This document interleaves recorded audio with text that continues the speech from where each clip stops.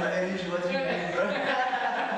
Come on. Yeah, bro. Okay, cool. Let's get it up. Let's get this energy out going.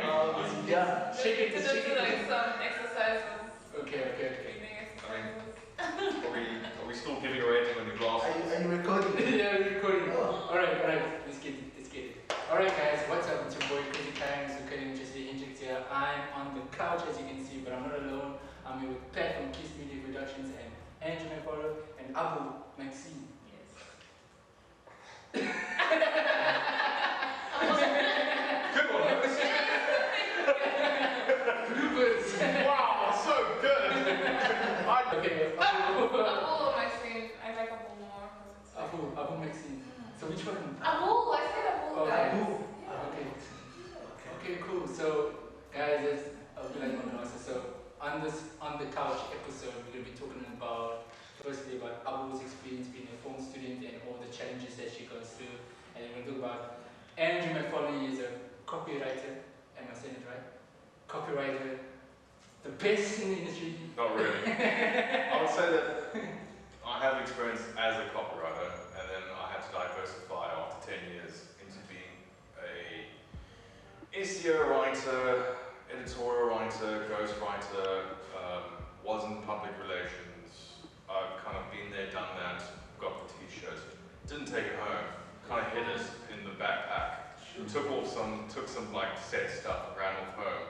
It's legit because of the t-shirt. It's legit because of the t-shirt, and then I got the binge drink at the agency office. So, you know, you don't binge drink at the agency, have you even made it yet? No.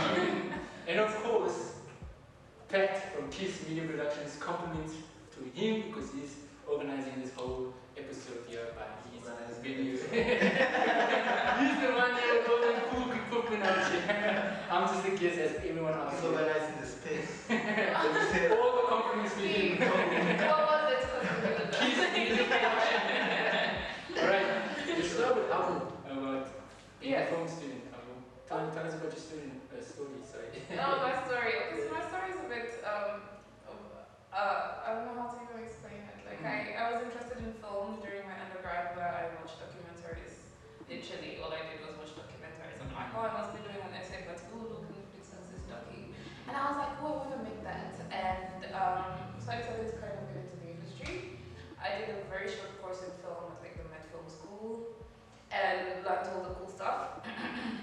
And then I went back to Uganda, so I studied in the UK for a bit, and then went back to Uganda. And when I was home, I was like, oh, let me make a film, and I made it. But then like the technicality of the film was really, really bad. But then I also like already had an idea of what I wanted to do with the industry. It's like I want to tell stories about people, I want to tell stories about culture. It's like I'm very obsessed with storytelling and meaning making and creation and connecting cultures and all these things.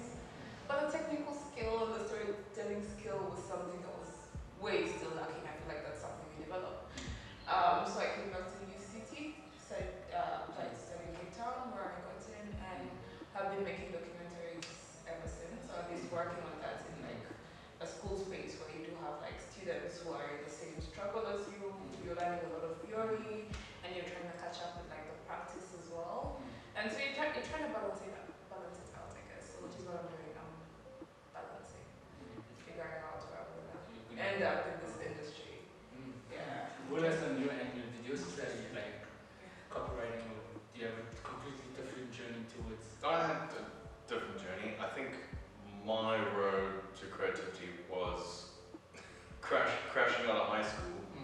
My dad saying you should probably do a BCom.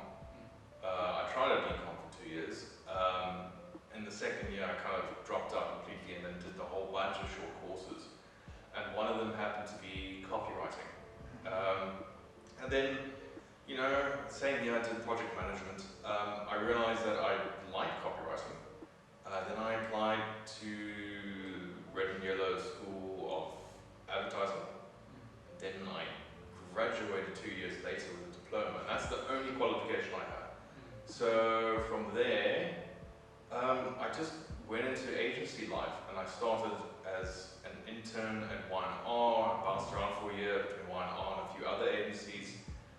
Then I moved to Ogilvy, I think it was Ogilvy 1, I can't remember, Ogilvy 1, the digital then I moved to the traditional agency, and then where else did I go? I went to another kind of boutique agency called Sing & Sons, and then from there I decided to jump off and try a full digital writing role, which was okay. I mean, I think I lasted there 6 months, and then myself and the agency people that were to be just butted heads. So then I got offered a role in public relations, which to everyone might seem the same ball game, but it's not.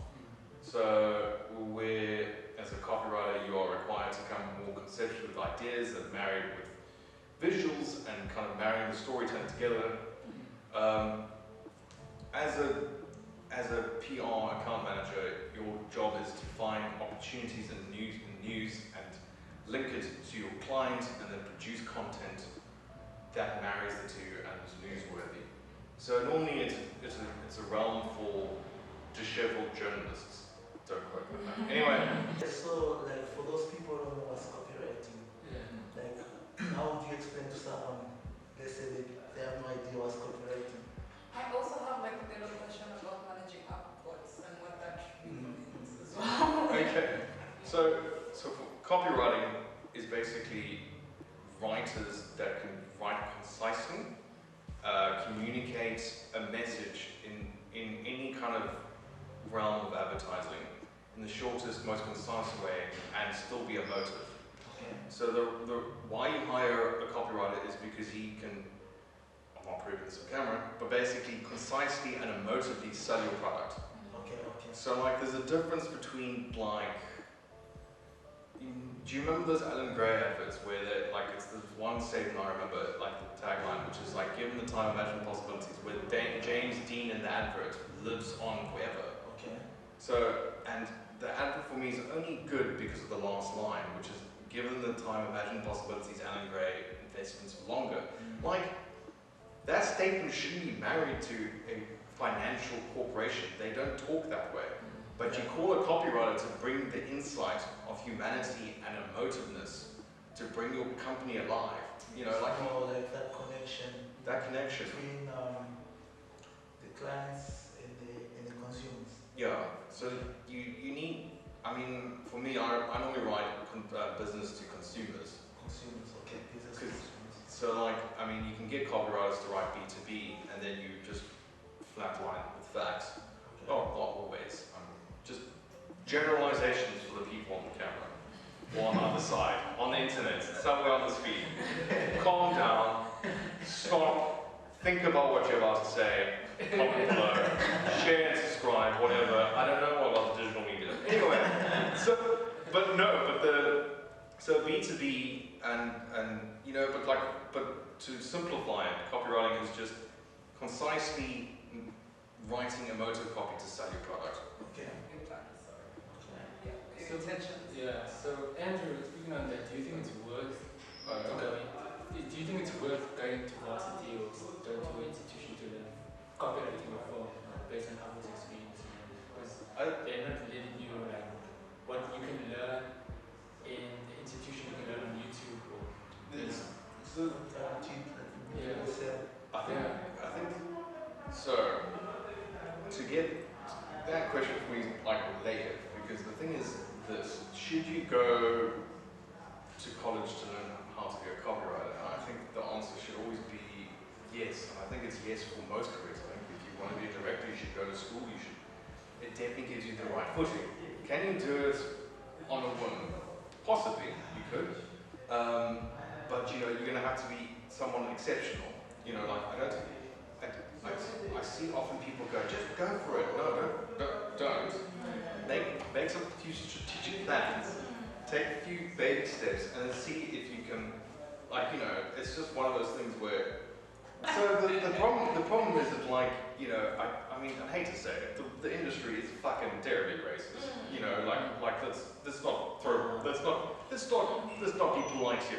Yeah. You know, like I'm not going to be polite. Like I'm not going to say that, like, Jesus, I went through a lot of rankings because, you know, I'm a fucking fabulously talented writer. Yeah. I'm not. Look, I'm rambling on. Anyway,